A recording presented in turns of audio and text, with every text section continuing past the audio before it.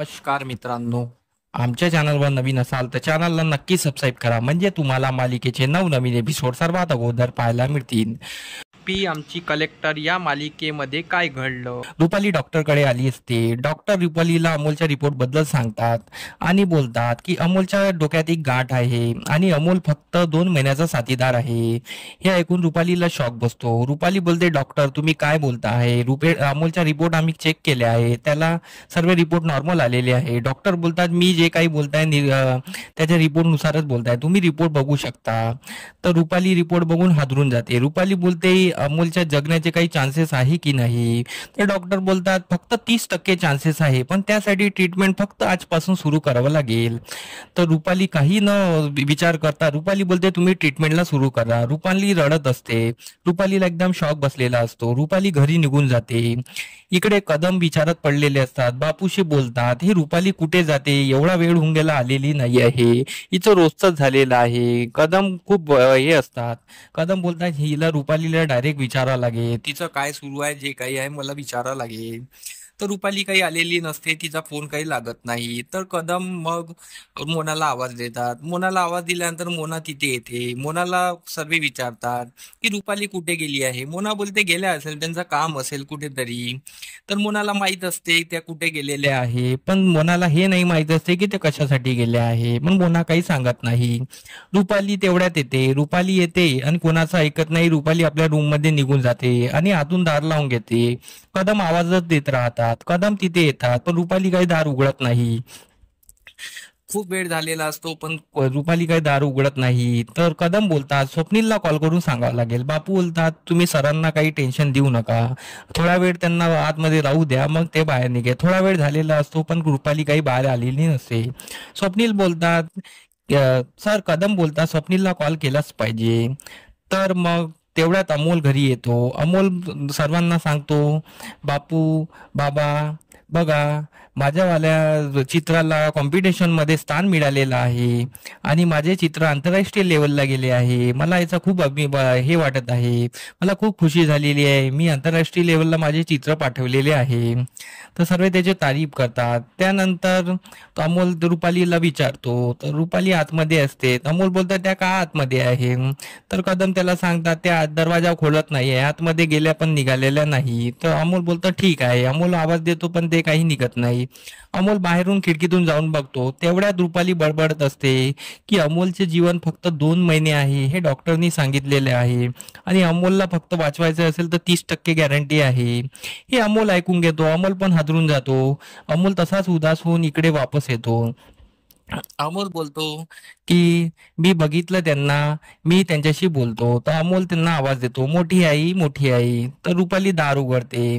तर रुपाली दार उघडल्यानंतर अमोल रुपालीला बोलतो, मोठी मा, मला तुझ्याशी बोलायचं आहे, जरा आतमध्ये चल. अमोल आणि रुपाली आतमध्ये निघून जातात आणि आतून दार लावून घेतात. तेवढ्यात अर्जुन आणि अप्पी येते आणि तेवढ्यात दिप्या त्यांना सांगतो की बा, रुपाली आणि अमोल आतमध्ये आहे, पण ते काही दार खुलत नाही आहे. अगोदर रुपाली आतमध्ये होती. सर्व घडलेला प्रकार सांगतात. अर्जुन भडकून जातो. रुपाली बहिणीचं खूप झालेलं आहे, ते आता आवाक्या बाहेर जात आहे. स्वप्नील पण आलेला असतो. अर्जुन बोलतो, मी आता काही रुपाली बहिणीचं ऐकणार नाही, मी त्यांना घरातून बाहेर काढणार.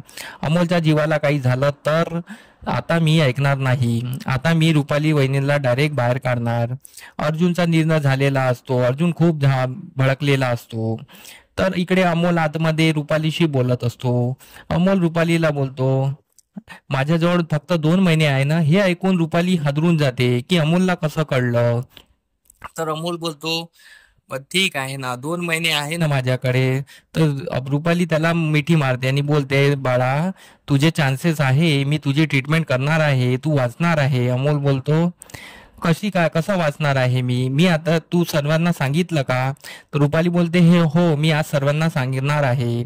तर अमोल बोलतो, नको सांगू, कारण की मा बाबाला जर कळलं तर त्यांच्यात अजून भांडणं होतील आणि हेच मला नको आहे. मला जाताना त्यांना एकत्र बघायचे आहे. असं अमोलचं बोलून रुपाली भावूक झालेली असते. अमोल बोलतो, मा बाबामध्ये मी जाताना पण असे भांडणं व्हायला नको. तर रुपाली बोलते, नाही बाळा, तू वाचशील. तर अमोल बोलतो, नाही, तू सांगू नको कोणाला. तर अमोल खूप रिक्वेस्ट करतो. तर रुपाली बोलते ठीक आहे, मी नाही सांगत कोणाला, पण तुला एक गोष्ट ऐकावं लागेल. तुझी ट्रीटमेंट मी चालू करत आहे, तुला त्याला प्रतिसाद द्यावा लागेल. तर अमोल बोलतो ठीक आहे. तर अमोल आणि रुपालीमध्ये मतभेद होतात आणि ते सुलझा पण करतात आणि ते दोघं एक प्लॅन करतात. त्यानंतर ते दोघंही बाहेर येतात. अर्जुन खूप भडकलेला असतो. मग अमोल सांगतो की मी आता मोठी मा सोबत राहणार आहे, मी मोठी माला समजवणार आहे. तर सर्व रुपालीला विचारतात तू का बरं रडली आणि तू का आतमध्ये आत गेली होती, एकटी का राहिली होती. तर रुपाली बोलते मी आज डॉक्टरकडे गेली होती, मला खूप दिवस झाले बाळ होत नव्हतं, तर मी माझ्या रिपोर्ट चेक केल्या, परत मी माझ्या टेस्ट केल्या, तर मला कळलं की मी आता कधीच आई बनू शकत नाही. म्हणून मला आता पूर्ण कन्फर्म झालं आहे की मी कधीच आई होणार नाही. आता मला अमोलच माझा मुलगा आहे, मी जे काही करणार अमोलसाठीच करणार. तर अमोल बोलतो हो, मी आजपासून मोठी मा सोबतच राहणार. मोठी माला मुलगा नाही, पण मी त्यांचा मुलगा आहे, मी त्यांना प्रॉमिस केलेला आहे, मी त्यांना समजावलं आहे आणि आतापासून मी मोठी मा जवळच राहणार. हे अप्पीला आवडलेलं नसतं. अप्पी हादरून जाते, अप्पी अमोलला समजावते, अमोल काही ऐकत नाही कोणाचं. अर्जुन पण हादरून जातो, अमोलच्या समोर कोणाची काही बोलण्याची हे होत नाही. सर्व लोक अमोलला समजावण्याचा प्रयत्न करा, अमोल काही ऐकत नाही. पण रुपाली आणि अमोलचा प्लॅन कोणाला माहीत नसतो. तर अमोलच्या पुढे सर्वांना हात टेकले असते.